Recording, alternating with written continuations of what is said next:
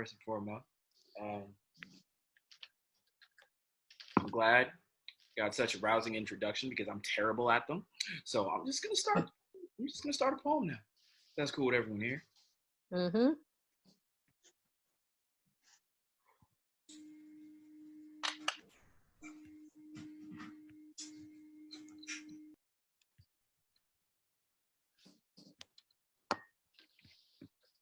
On the day that my life doesn't matter, shortly after police have stopped my heart to front the people it beats for, forcing me from man to martyr to movement to memory, and forcing my mother to stitch back together the pieces of her smile, your most highly touted of news outlets, carrying only the most pertinent of information, will be sure to inform all of you good people that I was no saint. They'll call my non-compliance eighth deadly sin. No amendment protected my right to bear this blackness or a cell phone. They would dig through my closet and ask the skeletons to give my obituary and do anything possible to convince you that my murder was an act deserving of a paid vacation. So to those who knew of me, please, when they leave these bullet holes in my story, if nothing else, tell them my name. Tell them my parents gave it to me when it was all that they had to give. That I was one who only dreamt in the daytime because I thought the night stars were too beautiful to miss. Tell them I found stars in the eyes of a girl who now is never going to get that last name I owe her. Tell them I was romantic enough to make Cupid blush, but often so irresponsible he thought me a waste of his arrows. Told them I laughed as though I had all the time in the world, but cried as though I saw this coming because where I'm from, we wear matching hoodies with the Reaper, so he doesn't have trouble finding us, where buying the black kids birthday presents before the date itself is more gamble than gifts. So tell them I gave. Didn't matter if my glass was half empty or half full, long as we could pour into others. Tell them we were poor. Didn't always have 2 cents to rub together, so we learned to do it with our hands. Called it prayer. Called it church, made it of each other, wrapped in each other as tightly as the kinks in our hair, called it love, painted it black because it was the only color we had never seen it come in yet. Tell them that we just wanted to see things like the world, like tomorrow, like examples of people whose bodies equated to more than their police descriptions, and I found some in my afterlife. My ancestors taught lessons using an ungentrified textbook. I thought it was crazy that in death they were teaching me what type of person I was, yet in life no one even told me I was a person. They said, your name is Chevon. Age, old enough to say I'm fucking up, but young enough to still just call it learning. Gender, mind your business. Ethnicity, real nigga. Yeah, nigga with a GA is in from East Atlanta, GA, where anyone who wants to use an ER can get put in one. The days I prayed have turned my tongue into a prosperous weapon. It was sharp as the pocket knife that walked me home at night. I've been 10 toes down since 10 years old, attended the School of Hard Knocks and graduated summa cum laude. I loved like I spoke, loud as hell, often without thinking, but never without purpose. I was 6'1". Mom said always stand every damn inch of it. Like a lot of black boys learning to love basketball before myself, I often measure my masculinity and my vertical leap. I was a Virgo. I never knew what the fuck that meant, except I was born in September, which means that I was born, which means I had a mother, which means I was somebody's son. So tell them I shined as though I was somebody's son and often burned as though I was somebody's son, one that only dreamt in the daytime as I thought a black sky was too beautiful to miss. I called it heaven's tinted window. Peered through it as I rode shotgun with a guy who hadn't really heard from them in a bit. Wanted to know who they've been praying to. If by some off chance it was Jesus, I wonder if he's told them that being perfect didn't exactly keep him from being killed. So when they tell you I was no saint, tell them they're right. And then tell them it doesn't matter. My life did. Thank you. That's poem 1.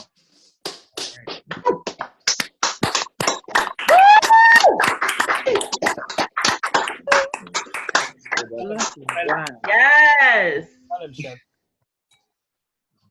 Yeah. Again. Yeah. Did I mention I'm bad at intros? Because I am. I'm even worse at transitioning. So we're just going to go to the next poem. Ooh. Ah. Ooh. My niece Sanaya is 4 years old, y'all.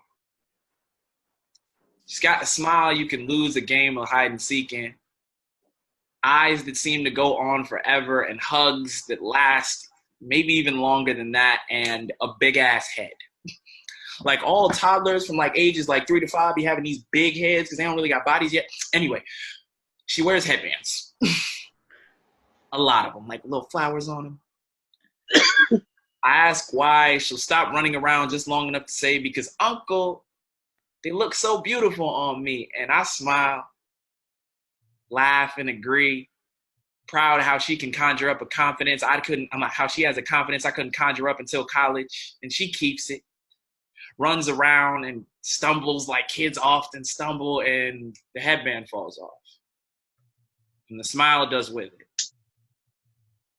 It falls off like a drunk stumbling off a sidewalk. All the protector in me runs and grabs it because all the little girl in her looks as though all the beautiful just fell straight off of her face. So I grab it and say, how dare you make her cry? And who exactly do you think you are? And it tells me.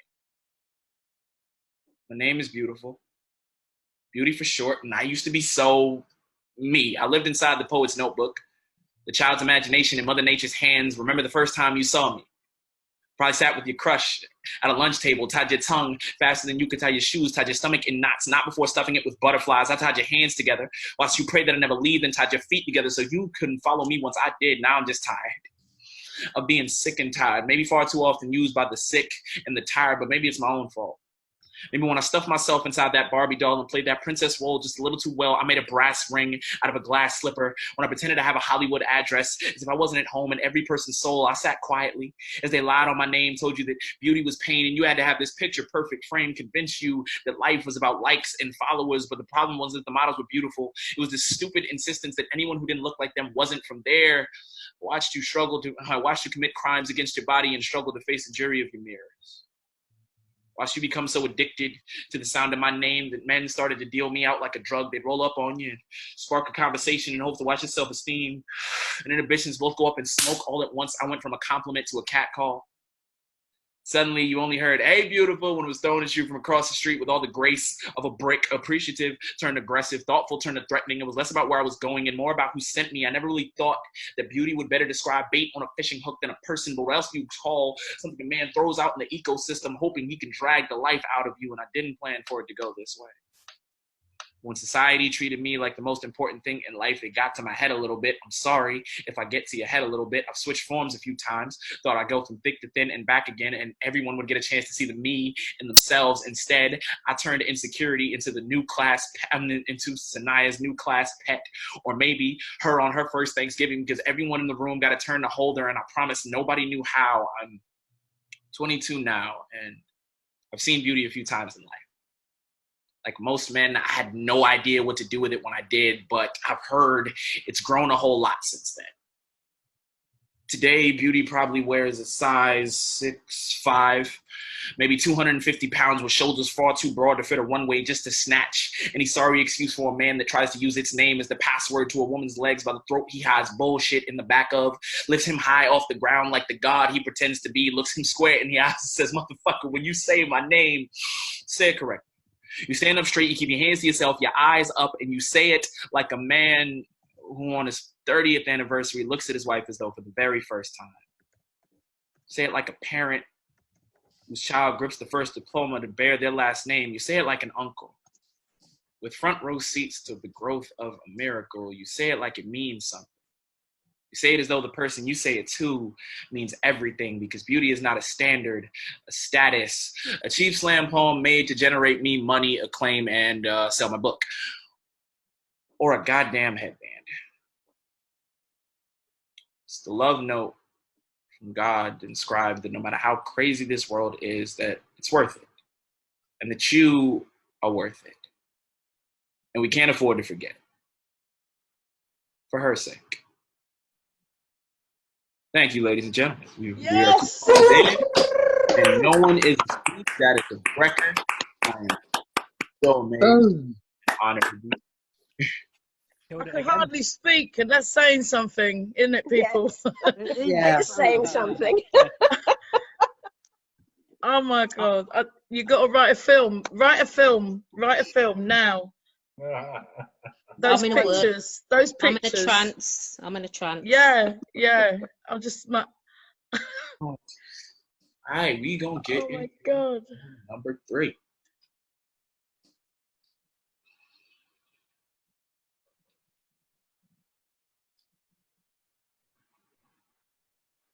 We used to have it all when eyes are curtain go. Just hold for the applause. Oh, oh, oh, oh. Wave out to the crowd. You take your final bow. See, it's our time to go. At least we start the show. At least I'm gonna get on this TV, mama, so we can live that good life. No more chalk outline playing Twister with hopscotch court on sidewalk. No more home before the street lights. No more cop lights, only spotlights. Shining on me with the warmth of that smile you used to have. Notice when it kisses my pores, my melanin almost melts into a more privileged pigment. Blackness nearly fades away like the memory of memorial once a hashtag stops trending. So for my 15 minutes of fame, I was no mere nigga. I was King James, 6'8", with a headband-shaped crown atop my waves of the New Testament to greatness, 23, across chest and back to represent the nearly restless, with rigorous hours of daily repetition, leaving one for rest that have synchronized my handle and heartbeat. Coach says there is no I in team, so I tell him there's an I in survive, and if there's a better way to do that, I would love to know how. Until then, I'll be good. I'll shut up and dribble. My mouth will close like Bible in a brothel. I'll do it for Akron. I become akin to Atlas, sole purpose to hold this world up because mama needs a house and baby needs shoes, mouths need food, minds put through school, and after all, Republicans buy sneakers too, so I'll dance like Michael. I walk on the moon or water if need be. I'll let a stage be my crucifixion just to ask God in the afterlife for why we have to live this way. I'll come back holding the remaining 2/5 to make us whole, mama. I'll make us matter because on a stage, I am so special. A foot above ground in a world that would probably prefer me 6 feet below it. Remember all the little dances you used to make me do at family reunions? Remember how Uncle Sam always loved them the most? So I'm gonna be big, bigger than poor, bigger than black, bigger than hungry. I'll be a star. You'll never have to work at that job again. They'll never make fun of you or us again. They'll stop calling me nigga. They'll stop calling you bitch. They'll respect us. Oh, I promise they'll only ever shoot at me with cameras. You can...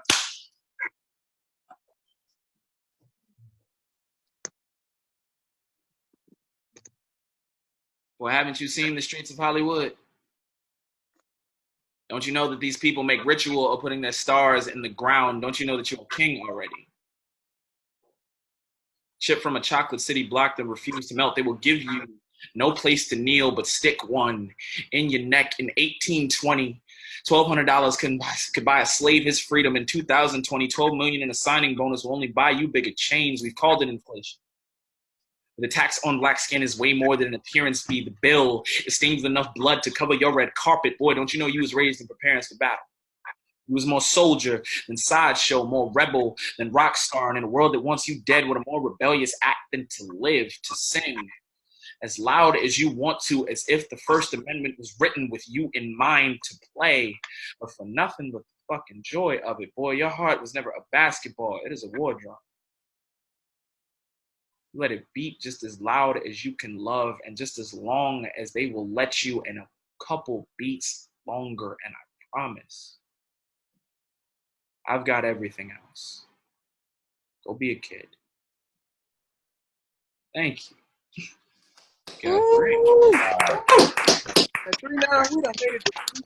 Smashing it, Rob. It's smashing it. Keep telling them, Chev. Wow. I can't speak. I just have to listen. Woo. Oh boy, I'm just trying to survive. Seeing your poem number 4.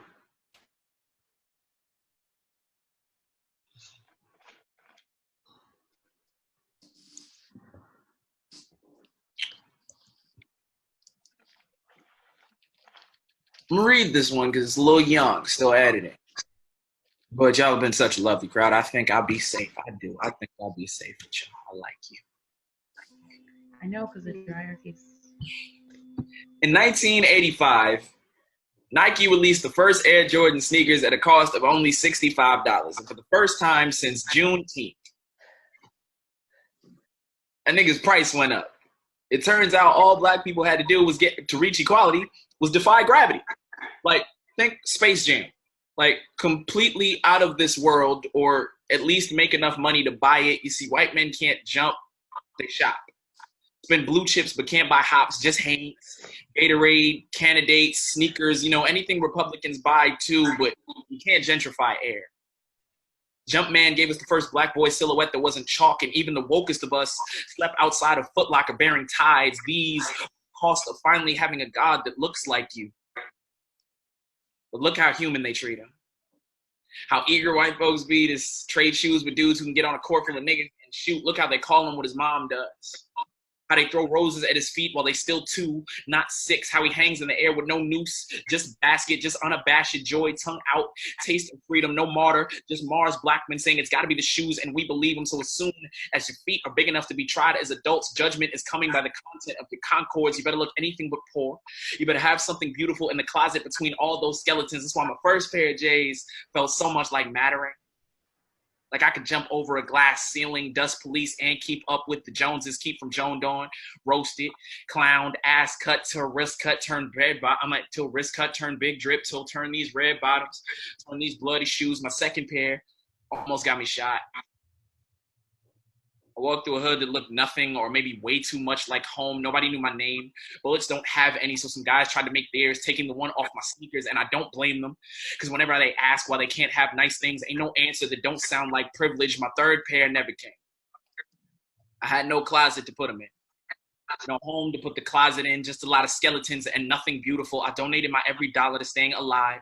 Wore a beat up pair of ones until they had holes in the bottom. My soul smacked the ground, and I still don't know if that's a metaphor yet. I slammed for cash. Learned that money can't buy happiness, just the occasional something to smile about. And some days, that's all the fuck you need. Some days, a calm flex is strength to get through. You see, nobody's shoes are fresh once you've walked a mile in them. What's why do we protest oppression but still laugh at the broke nigga? And yes, I've been the broke nigga, so I know that the only thing that costs more than security is insecurity. Luxury is not the sneaker, it's being black and actually knowing why they're shooting at you. So whether I kill Rodney or Ricky lynched or Willie Lynch killed by swag or the system, if I'm destined to run from bullets anyway, I regret nothing but the preces. I pray that my next pair makes me fly, and I mean real fly, like fly enough to catch the next halo on its way up to heaven and stop it, stuff it back in his body and tell him that I've already seen God.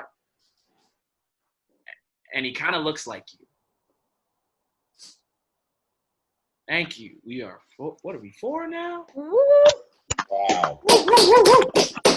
I love that piece. I love that piece. Talk to me, Cloud. Do I got time for one more? Oh, yeah. Oh, yeah. You've got time for 10 if you want to do it. You have time for as many as you want, mate. Oh, really? All right. You're on fire, brother. Yeah. You got time to script right there, honey. Get the script out. I need to see this film. This is the film I need to see. I heard we got a rapper in the building. They still a rapper in the building? Where you at? Robin. Robin, where are you? Robin, step forward. I have one message to all the rappers who frequent poetry events and poetry spaces. Please do not ever feel like you're not a poet, like you are not just as valid as everyone else there. Yeah. Like what you do isn't as much art and literature as everyone else, because to be honest, it's probably one of the most difficult types. And this poem is about exactly that type of shit. So we gonna do that. But I feel like rapping first. So let's see. Yeah. Truth is soul. Cheap is a groupie soul. Our kids get all their bedtime stories from studios. Then they die for them Kool-Aid colors where roofies go. Figured we would hang ourselves if you painted the nooses gold, cantankerous. You painted as gangsters and stupid hoes in the same color coat you use when you making the newest clothes. Pull up to your club, got me thinking a few of those moves look like the same steps, some little jits around the road. Dude, that's at least before you built the Whole Foods and made his folks move. Mail it in the school, but on the block, you gonna postal to everyone who has ever told me that rap isn't poetry. First off, fuck your bitch and the clique you claim. Rap, red the roses and how blue the violets are. It's poetry minus the privilege. You see, 14 lines of sonnet pale in comparison to a 16-bar rite of passage. And schools prepping for penitentiary don't teach iambic pentameter, so I learned poetry in my $3,000 English class. But rap on the street corner, I wrote all my financial aid essays about. My 3-line haikus got me in the school paper. My 4-bar setups detention. But shall I compare oppression to a summer's day? If you shine a little too bright, you just might burn privileged skin. Remember that Kendrick Lamar won a Pulitzer Prize for his worst album. You see, 4 counts of rhyme wrapped in metaphor sounds like poetic form to me, but like most things, it just don't seem to count when the niggas can do it. Like how a born billionaire is business savvy, but Jay-Z's in the Illuminati. Gotta be moving human bodies. He rich, not using his body. Assuming you Kumalati, you gotta be white as Dolly. Pardon me, my mentality hit like Tupac. Few blocks from when Nas was shooting CDs off the rooftop. Said you stone the builder, refuse to get out the blue dots. Refuse to get out the boondocks. Replace inside a grave until my story found a new plot. See, every time someone tells me that rap isn't poetry, I hear that black isn't person. How my pain ain't noteworthy as Shakespeare's, like bleeding black and bleeding blue don't all just sound like ink outcasted. Like, hey, y'all don't want to hear me. Y'all just want to dance. To admit that rap is poetry is to admit that Black thought could possibly be the poet laureate. The Black thoughts could be beautiful, be culture, be damned if we beg for a seat at the table after doing all of the cooking. So this here is poetry with a dash of dead ass, ungentrified rock and roll, journalism and rhyme, all the lit in literature, all the style and freestyle verse, but not anyone's excuse to say nigga, because Eminem's climbed to everybody's top 5, and he is top 5. Just to still be called is nothing but the first payment in reparations. And don't worry, we overcharging niggas for what they did to the Cold Crush. I'm an NWA who kind of wishes that Jerry Heller would, because when they say that rap isn't poetry, I tell them rap is probably the best kind of poetry, because where else can you find freedom behind bars? Yeah. But if I must write about the nature, it won't be about how red the roses are, but more so the concrete damaged petals, how the thorns stick out, but still be part of the beauty if you just let it. Violet skies are just a sign that tomorrow's sun getting ready. You got strength that I can borrow. My spirit's been getting heavy. I'm running a lot of time and I'm running a lot of credit. Been finding my family ties getting severed up by the second. I just lost my fucking cousin. I told him we was gonna get him out the slums of Jamaica. Y'all ain't come for that. Forget it. I'll tell you another poem. Probably about a violet or probably about a rose. Well, I bury another body in soil beneath them both. Illuminati give them back, and you gladly can have my soul instead. Walk around with my head hanging down, because I dread that when I see you again, it's going to be way too soon or way too long. If the end don't rhyme, that make you any less here. Thank you, ladies and gentlemen. Yeah. About a violet, about a rose. Fire, brother, fire. About a violet, about a rose. I got that. I hear you. I hear you. Boom, boom, boom. I love my job. Yeah, boom. Oh! More. Yeah, more. Yeah. Oh, encore. Chev, I've Keep going, Chevon. Keep going. You're just starting, aren't you? That was just the beginning. Chev, you got to do the Atlanta one. Oh, for sure. But have I done a love poem today? I don't think I've done a love poem today. Do I? And All right. love Always- poem. Do love I poem. got feelings too. I like people and stuff. Go on. You know what I'm saying? Let me just check on this boy a minute. Sorry. My grandson, I got to make sure. Okay. Everyone still hear me? Uh-huh. Yeah. Awesome. Let's see here.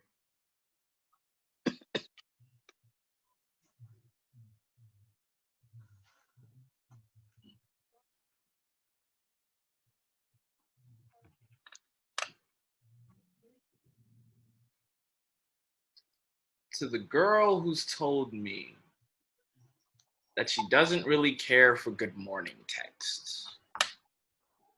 You're getting one anyway. Deal with it.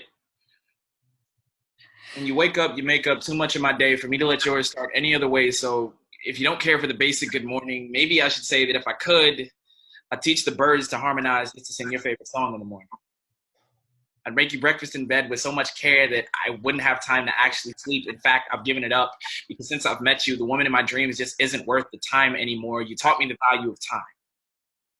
It's the most valuable thing there is, but I'd gladly give some back to rewind back to the moment where your smile met mine. I'd crack open an hourglass, gather every hour past, present yours and mine together, and love you until as long as the hours last. Dismember every memory of which you ain't a member, see, because you're the only way I know for sure that God remembers me. You gave my life a centerpiece, and in my world, and so entered peace. Basically, baby, you're my serenity. So these words I'm penning now might be a verse of wedding vows, rest of my life beginning now. I'll see the sun transcending clouds, and ending morning, night does not exist. Unless it's candlelit. Romantic trips with foreign lands of boring plans and sandwiches. To be honest, I love you is probably the truest thing I could ever say. I've questioned just about everything else I've ever thought. I'm not the best thinker, but I know my God is. Because somehow he designed you with a smile bright enough to assure me that if the sun decides not to come out tomorrow, that you got an adequate replacement. Oh yeah, I forgot to actually say good morning in this. Good morning. Thank you. I kept that one short. Yeah, baby. The Atlanta one. So that's we done.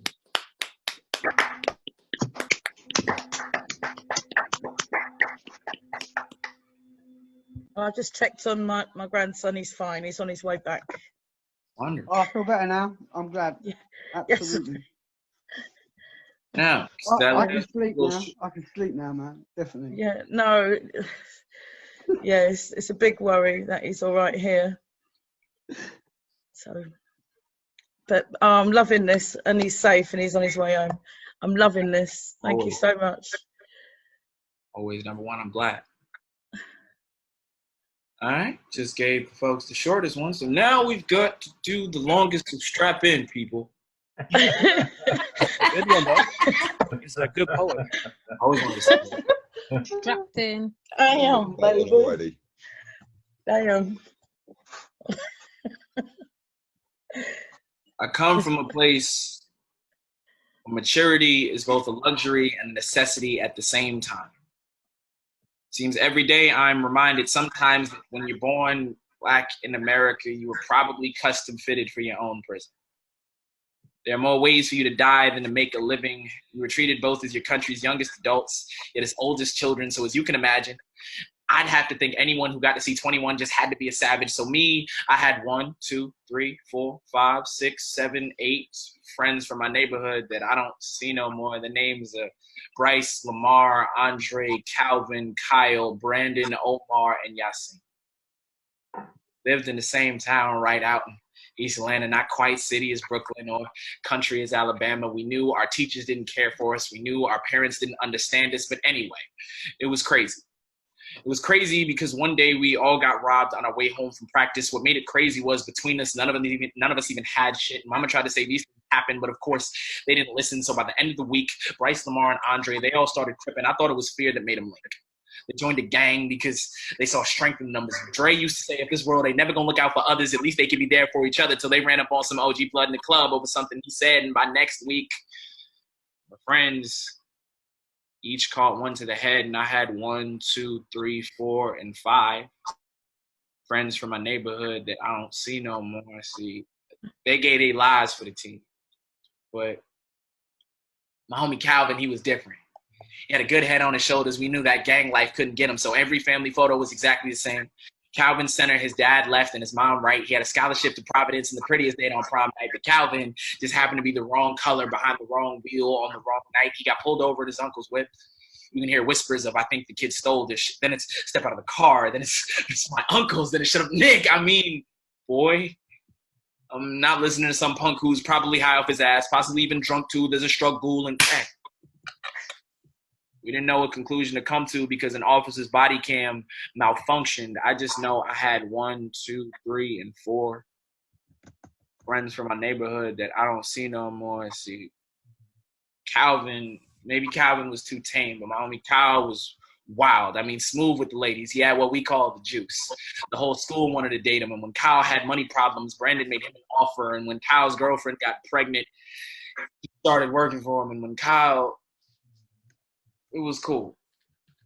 selling work. Well, selling narcotics. It was cool until cops followed Kyle back to Brandon's apartment. Brandon thought Kyle told, so he pulls out a Mac and he shot him. Kyle couldn't say a word except, I had a daughter, now Brandon's facing charges. Brandon's facing a court date. And Brandon gets choked out in his jail cell because Kyle's father knew his cellmate. I just know I had two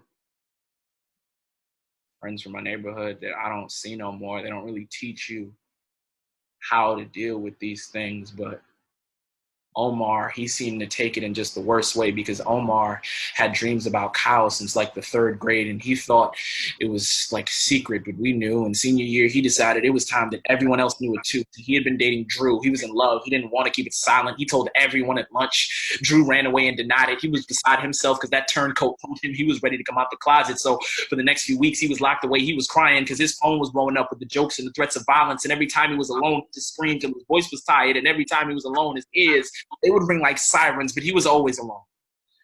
So he just wanted it to be quiet. He wanted to make the noise stop. So he moves over to his dad's drawer and he looks inside it. He moves some things around and he finds dad's 35 and he puts it next to his mind, and then everything just went silent. But I had one friend from my neighborhood that I don't see no more. See, Yasin used to pray for all of us just about every day. We called it God. He called it Allah. Maybe the difference was only semantics anyway, because Yasin was just a man of faith. So his faith had a cost, because one day after a Trump rally, someone got drunk and took a shot at a mosque, and I was the last black boy from the neighborhood. So I kind of owe that a story or two always gets told. You see, black boys have this problem growing up, because black boys always have this problem growing old.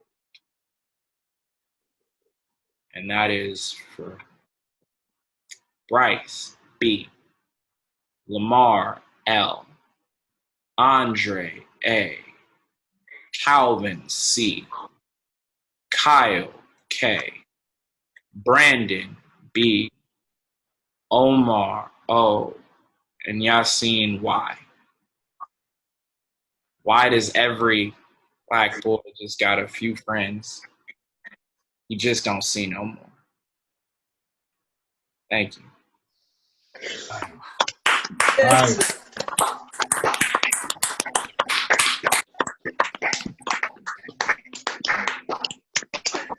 Fabulous. Fabulous. Chev, could you put your Cash App details in the chat, please? Yeah, ditto, definitely. That is a phrase I always smile at for a second, which is always appreciated after that poem, because that's the one that is the most taxing. Yeah, it would be. These are, oh my God. I appreciate everyone who's like still here. Ain't nobody going out while you're